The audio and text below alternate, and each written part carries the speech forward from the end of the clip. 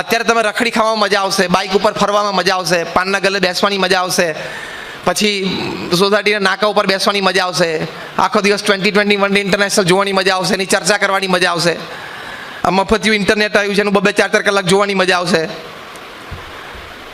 પણ એ અત્યારે 5 વર્ષ મજા કરશો ને પછી આખી જિંદગી મજૂરી જ કરવાની છે. અને અત્યારે 5 વર્ષ આ બધું જ બાજુ પર મૂકીને જો સારું ભણશો તો શું તમારી કારકિર્દી થશે? તમે એવા લોકોને મળ્યા નથી ને એટલે તમને આ વિઝન ખુલ્યું નથી. ત્યાં પૂનામાં અમારા એક મિત્ર છે, એ અમે 2008ની સાલમાં એક કાર્યક્રમમાં આ રીતે ભેગા થયા, પછી પરિચય થયો, સાહજિક વાર્તાલાપમાં એકબીજાના વિચારો સારા મળ્યા એટલે અમે સારા મિત્ર થયા. એ વ્યક્તિ ભારતમાં એક જ એવી વ્યક્તિ છે કે જે CA, CS અને MBA ત્રણેયમાં ગોલ્ડ મેડલ છે. He is a gold medallist as a CA, CS and MBA. 2008માં એમને પૂછ્યું, એમનું નામ માધવ ગનપુલે. મેં કહ્યું Madhav, what is your salary? અત્યારે તારો પગાર કેટલો છે? મેં કહ્યું હું એટલા માટે પૂછું છું કે કોઈક વખત યુવાનોને વાત કરતા હોય તો સ્ટેટિસ્ટિક્સ પણ આપીએ, પ્રેરણાની સાથે થોડા આંકડાકીય માહિતી આપીએ ને તોય મજા આવે, પ્રેરણા મળે. તો કે સ્વામી અત્યારે મારો સેલેરી છે 8 કરોડ, વર્ષે 8 કરોડનો પગાર, એટલે મહિને 65 લાખ, રોજના 2 લાખ રૂપિયાનો પગાર. ખબર પડી શું બોલું છું? કે બપોરિયા પછી બધી છાસબાસ પીધી તે બધું એમને ટાટકમાં જાય છે. He earns a salary of 2 lakh rupees per day. રોજનો 2 lakh રૂપિયાનો પગાર છે, મહિને એનો 65 લાખ રૂપિયાનો, વર્ષે 8 કરોડ. હમણાં થોડા બે મહિના પહેલાં એમનો જન્મદિવસ એટલે મેં વળી વિશ કર્યું. સવારે 10, 10:30 થઈ ગયા એટલે મેં મેસેજ મૂક્યો, કદાચ ઓફિસમાં બેઠા હોય ને ડિસ્ટર્બ થાય હું ફોન કરું તો, એટલે મેં મેસેજ હેપી બર્થડેનો મૂક્યો એને. તેનો તરત ફોન આવ્યો કે સ્વામી હું તો ગાડીમાં જ છું, ટ્રાવેલિંગ કરું છું, આજે કલાક જરા મોડો છું ઓફિસ જવામાં, એટલે આપણે ઘણા વખતથી વાત નથી થઈ, એટલે મેં કહ્યું ફોન કરું. એટલે મેં કહ્યું સારું. મેં કહ્યું મેં એટલે કર્યું નહીં, મેં કહ્યું તમે ઓફિસ હશો? તો કે ના. પછી કમ્ફર્ટેબલી વાત થઈ. પછી મેં કહ્યું માધવ, વેર હેવ યુ રીચ્ડ? તો મને કે બસ હવે ઓફિસથી 10 મિનિટ દૂર છું. મેં કહ્યું એ નથી પૂછતો, પગારમાં ક્યાં પહોંચ્યો હું એ પૂછું છું. તો મને કે 20 કરોડ. અત્યારે એનો પગાર છે 20 કરોડ રૂપિયા વર્ષે, એટલે લગભગ મહિને 1.25 કરોડ, એટલે લગભગ રોજનો 5.25 લાખ રૂપિયાનો પગાર છે એનો, રોજનો. હા, જાગ્રત અવસ્થામાં બોલું છું. તમને એમ થાય કે આ બધું ગપ્પા મારે જેવું નથી.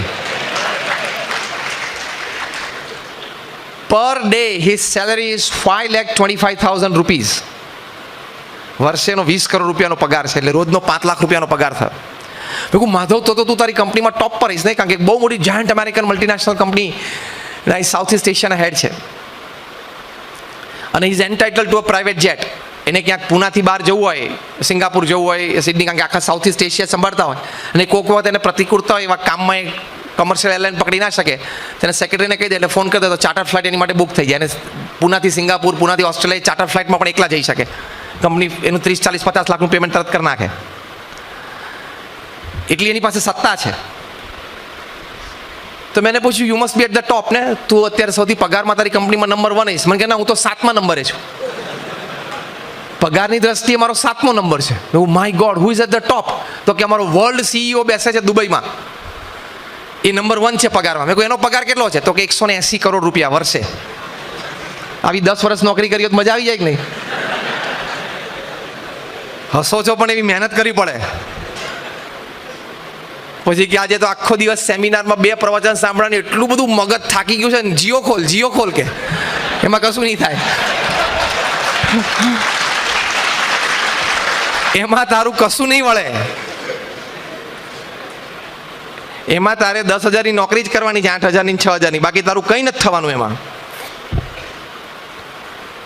180 કરોડનો પગાર વર્ષે, એટલે મહિને 15 કરોડ, રોજનો 50 લાખ રૂપિયાનો પગાર, 50 લાખ રૂપીઝ પર ડે. ખબર પડે છે હું શું આંકડા બોલું છું? રોજનો 50 લાખ રૂપિયાનો પગાર. આ વાત તમે કોઈ દિવસ પહેલા સાંભળેલી? આમ હા કે નામ ટ્રુથફુલી કહો તો. આ તો હજી મેં નાની વાતો કરી છે, હજી મોટી તો બહુ બાકી છે. આ તો હું જેને પર્સનલી મળ્યો છું, મેં એને રૂબરૂ જોયા છે, અને મારા મિત્ર છે એની વાત કરું છું કે એનો રોજનો 50 લાખ રૂપિયાનો પગાર. તમે ઇમેજિન તો કરો, રોજનો 50 લાખ રૂપિયાનો પગાર, એટલે વ્યક્તિ, એની બુદ્ધિશક્તિ, એનું ભણતર, એ જે કામ કરતા હશે, જે લેવલે નિર્ણયો લેતા હશે, જે લેવલના લોકોને મળતા હશે. પછી મેં એને બીજો પ્રશ્ન પૂછ્યો. મેં કહું 100 કરોડથી વધારે પગાર હોય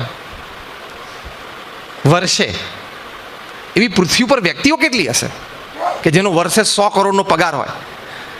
એટલે કે મહિને લગભગ 8-1 કરોડનો, એટલે રોજનો લગભગ 30-35 લાખ રૂપિયાનો પગાર. રોજનો 30 લાખ રૂપિયાનો પગાર એવી વ્યક્તિઓ પૃથ્વી પર છે કેટલી? તે માધવ ગનપુલે મને કે 10,000 વ્યક્તિઓ એવી છે.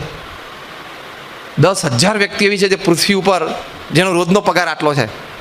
હવે દુનિયામાં સૌથી મોટો પગારદાર વ્યક્તિ છે ને ઓરેકલ કંપનીના CEO છે, લેરી એલિસન. તમે નેટ ઉપર હવે પેલું જે ખોલો ને હાંજ પડે એમાં ઓરેકલ નાખજો. ઓરેકલ કંઈક આવી વસ્તુ શોધો ને તો કંઈક પ્રેરણા મળે. ઓરેકલ સોફ્ટવેર કંપની છે એ નાખજો ને એના CEO છે લેરી એલિસન. એની પ્રોફાઇલ તમે જોજો, એનો પગાર તમે જોજો. લગભગ $300 થી $400 મિલિયન એવરેજ છે છેલ્લા 10-12 વર્ષની એની. એટલે 1800 થી 2000 કરોડ રૂપિયાનો પગાર દર વર્ષે છે એનો. ખબર પડી હું શું આંકડો બોલ્યો? એના 10 વર્ષ તો ખાલી પગાર ભેગા કરે ને તો આ તમારું અડધું સાબરકાંઠા ને બનાસકાંઠા બધું ખરીદી લે. 2000 કરોડ રૂપિયાનો વાર્ષિક પગાર છે. 365 દિવસ 400 દિવસ ગણો ધારો કે, તો 400 અને આ બાજુ 2000 કરોડ. રોજનો 5 કરોડ રૂપિયાનો પગાર. રોજ પર ડે. સાંજે 5 વાગે એટલે 5 કરોડ. બોલો, સાંજે 5 વાગે એટલે 5 કરોડ આવી જ જાય રોજ, એમ કન્ફર્મ. શું કામ કરતા હશે લોકો, શું અભ્યાસ કર્યો હશે? અને હવે તમારો વિચાર કરો, 500 જણાની લાઈનમાં તમે ઉભા રહો કે હવે આ 6,000 રૂપિયા નોકરી ગોઠવાઈ જાય જો મહિને, તો ગંગ ના આયા. તો શું તને કરવાનો, પણ ચાંદલા કરવાના તને? એટલે આપણે આપણા કુટુંબને જો સુખી કરવું હોય તો તમે બધા યુવાનો અહીંયા બેઠા છો, ખૂબ સારો અભ્યાસ કરજો. 10-10, 12-12, 14-14 કલાક તમે ભણો. અને ભણીને તમારી પાસે તાકાતવાળી ડિગ્રી હશે ને તો દુનિયા ઝૂકી જશે તમારી પાસે. આ માધવ ગનપુલે મને વાત કરી, મેં કહ્યું કે તારી ઇમરજન્સી ફોન કોના આવે? કારણ કે આપણે તો આવા વ્યક્તિમાં એટલે ઇન્ટરેસ્ટ કે વાત કરીને માર્ગદર્શનને પ્રેરણા આપી શકીએ. તેણે મને કીધું કે સ્વામી, ભારતના જે ટોપ 25 બિઝનેસમેન છે ને, ઇન્ક્લુડિંગ અંબાનીઝ, એને પણ ટેક્સેશનમાં, ઇન્કમ ટેક્સમાં, લીગલી કંઈક મોટો ઇસ્યુ આવે ને મને પર્સનલી ફોન કરે.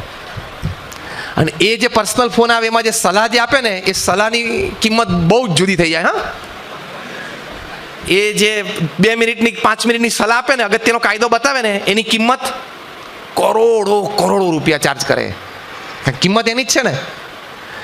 બુદ્ધિ જો તમારા બાપની હશે, એટલે કે તમે ખૂબ સારું ભણ્યા હશો, તો તમે જ્યાં જશો ત્યાં તમે રાજા છો. તમે જ્યાં જશો ત્યાં દુનિયા તમારી ચરણોમાં ઝૂકી જશે. અને અત્યારે તમે બધા યુવાનો બેઠા સારું અભ્યાસ નહીં કરો, રખડી ખાશો, આનંદ કરશો. અને જેને તમે જોવો છો સ્ક્રીન ઉપર કે મફત ઇન્ટરનેટમાં બધે જોવો છો, એ બધા એ કક્ષા એમને એમ નથી પહોંચ્યા. જબરદસ્ત પુરુષાર્થ કરીને પહોંચ્યા છે, ત્યારે પોતાના કુટુંબને સુખી કરી શક્યા છે.